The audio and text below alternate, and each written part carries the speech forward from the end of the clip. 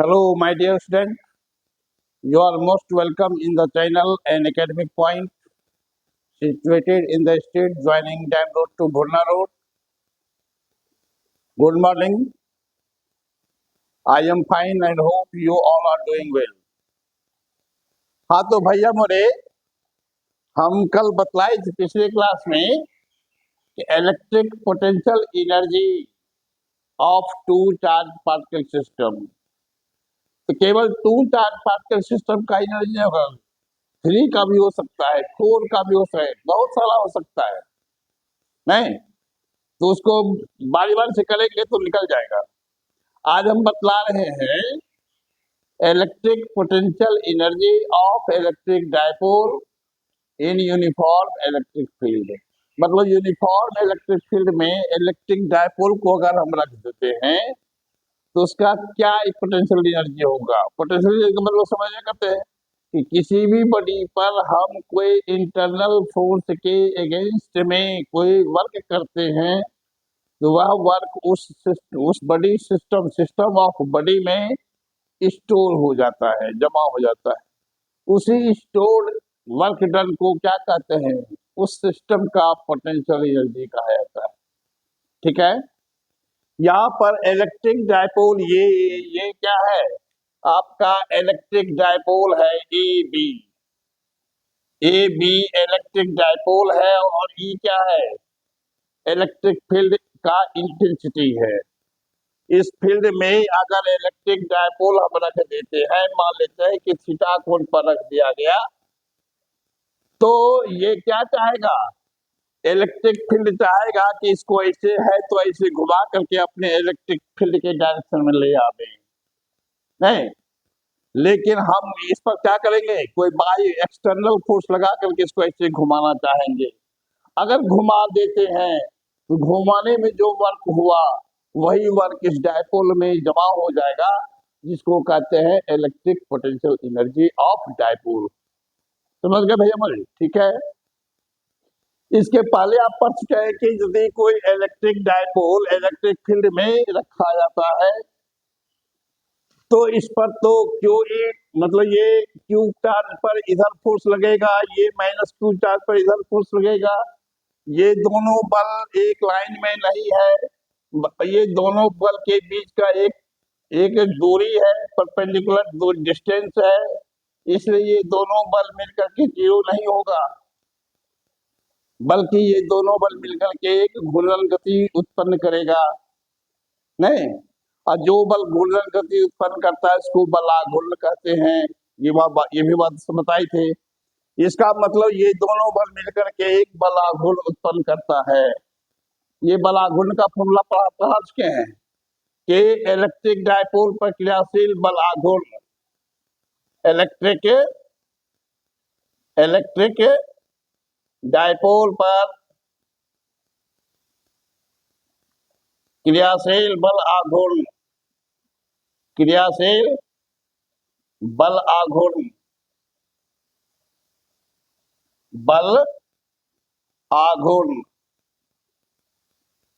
का फॉर्मूला क्या पढ़े हैं, याद है भैया बोले? बलाघूर्ण को लिखते हैं टाई से, टाई बराबर क्या पढ़े हैं, याद रखिए, पे ई साइन थीटा पढ़े हैं। ठीक है, तो इतना ही टॉर्क लगा करके, ये टॉर्क कौन लगा रहा है, ये इलेक्ट्रिक फील्ड लगा रहा है। और अगर हम बाहर से उतना टॉर्क उसके अपोजिट लगा दें तो ये घूमेगा, अपोजिट घूमेगा, घुमाने में कुछ वर्क होगा। इसलिए क्या कर सकते हैं, इसलिए इलेक्ट्रिक डायपोल को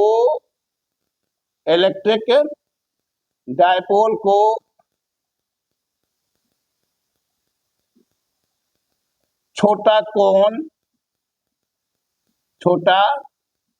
कोण डी थीटा से घुमाने में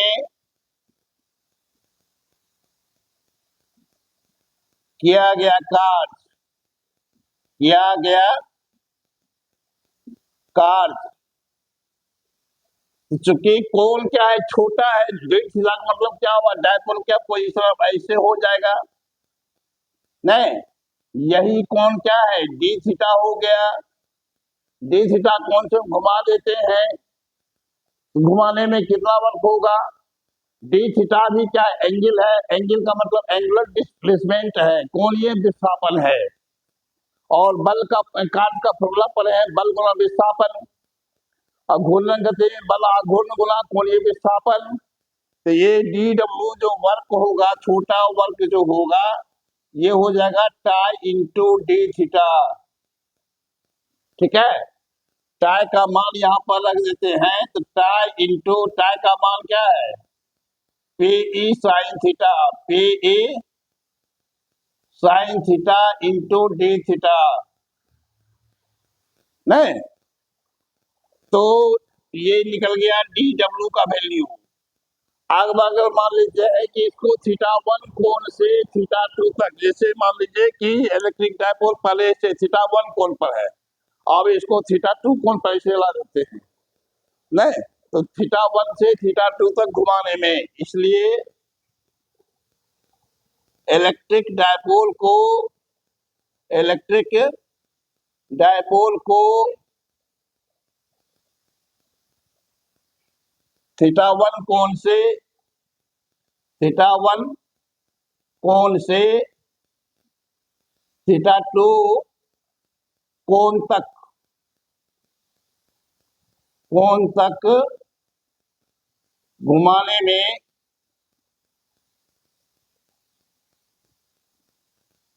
किया गया कार्य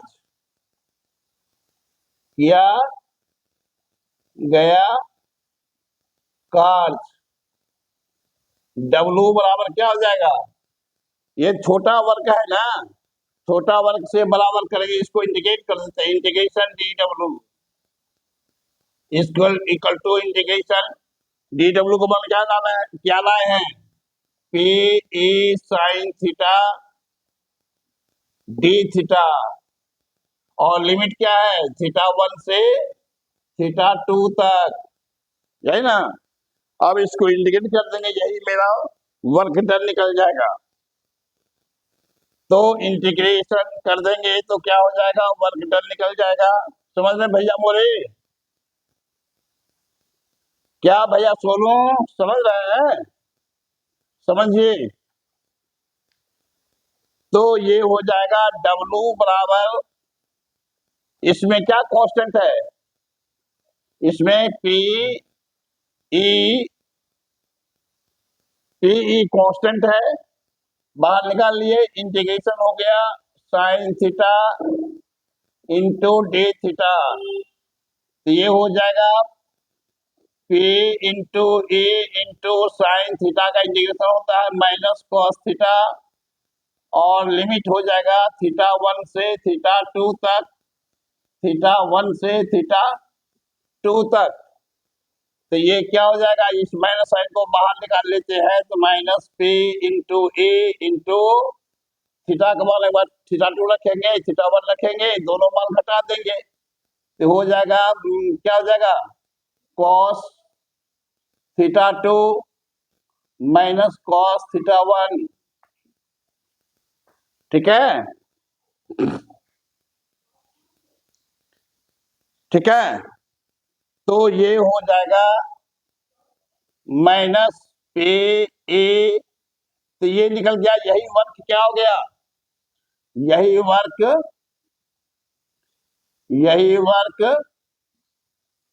डायपोल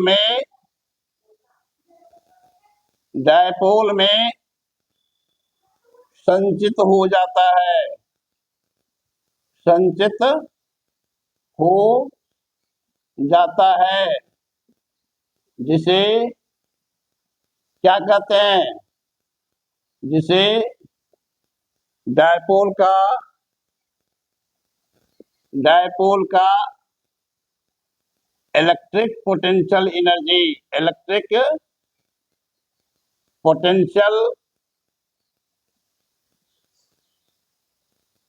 एनर्जी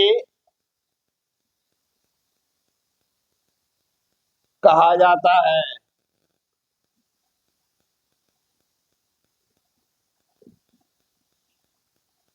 ठीक है भैया मोरे। इसलिए क्या हो जाएगा, इसलिए हो जाएगा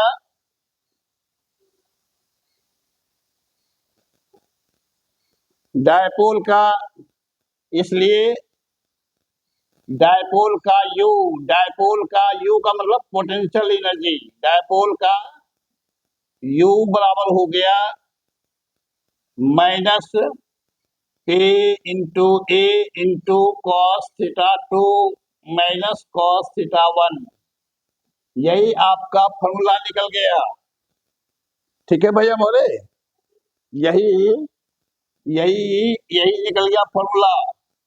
इसी में स्पेशल केस यदि आप देखते हैं, स्पेशल केस देखते हैं, स्पेशल केस फर्स्ट में क्या कहेंगे कि मान लीजिए कि थीटा 1 पहले क्या था, ऐसे ही था, मतलब कि डायपोल जो है इलेक्ट्रिक फील्ड के डायरेक्शन में है, इसको घुमा कर कैसे ले आए, इसका मतलब स्पेशल केस में क्या कहेंगे कि थीटा 1 इक्वल टू 0 तथा थीटा 2 इक्वल टू मान लीजिए थीटा है तो यू इक्वल टू क्या हो जाएगा, यू इक्वल टू हो जाएगा minus P into a into cos theta minus cos 0। और कॉस 0 का मान क्या होता है भैया बोले, 1 होता है, इसलिए u बराबर क्या हो जाएगा, u बराबर हो जाएगा minus P into a into P into ये क्या हो जाएगा, इसमें क्या हो जाएगा कॉस थीटा माइनस 1 हो गया, इसमें माइनस कॉमन ले तो 1 माइनस कॉस थीटा हो जाएगा, और उस माइनस से इस माइनस को गुना हो जाएगा तो प्लस हो जाएगा, तो u इक्वल टू हो गया u इक्वल टू हो गया P into a into 1 minus cos theta. यही आपका निकला पोटेंशियल एनर्जी। इसका मतलब ये क्या है, इसको गौर कीजिएगा तो कॉस थीटा का मान मैक्सिमम 1 हो सकता है। इसका मतलब कि 1 से कॉस थीटा का मान हमेशा 1 से कम रहेगा, तो 1 माइनस 1 से कम का मतलब 0.5, 0.6, 0.8 कुछ भी रह सकता है, फिर भी पॉजिटिव बचेगा। इसका मतलब ये एनर्जी पॉजिटिव होता है। पॉजिटिव का मतलब इसका एनर्जी बढ़ेगा, डायपोल का एनर्जी बढ़ेगा। ठीक है, और इसी में सेकेंड केस क्या कहेंगे, सेकेंड केस में क्या कहेंगे,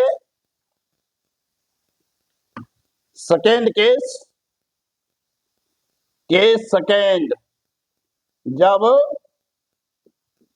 थीटा 1 इक्वल टू ही थीटा हो एवं थीटा 2 इक्वल टू ही 0 हो, अर्थात कहने का मतलब पहले डायपोल ऐसे था और घूम करके ऐसे हो गया। ठीक है, इसका मतलब क्या हो जाएगा, u इक्वल टू हो जाएगा minus P into a into cos 0 degree minus cos theta. इसका मतलब ये 1 हो जाएगा, तो minus P into a into 1 minus cos theta. तो इसमें और इसमें क्या अंतर है, यहाँ पर पॉजिटिव चार्ज है, यहाँ पर निगेटिव चार्ज है, इसका मतलब इसका एनर्जी घट रहा है। इसका मतलब क्या हुआ कि डायपोल पहले ऐसे था और घूम करके जब ऐसे आता है तो वहाँ एक्सटर्नल फोर्स के द्वारा वर्क नहीं होता है, बल्कि इंटरनल जो टॉर्क लग रहा है टी का वही उसको घुमा रहा है, इसलिए इसका एनर्जी घट रहा है। नहीं तो जब डायपोल इलेक्ट्रिक फील्ड की दिशा में आवे तो एनर्जी घटता है, जब डायपोल इलेक्ट्रिक फील्ड के डायरेक्शन से दूर होता हो तो एनर्जी बढ़ता है। समझ भैया बोले, ठीक है, तो आज इतना ही पढ़िए।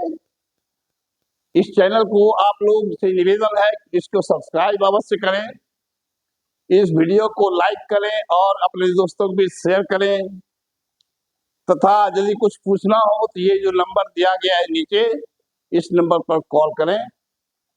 धन्यवाद।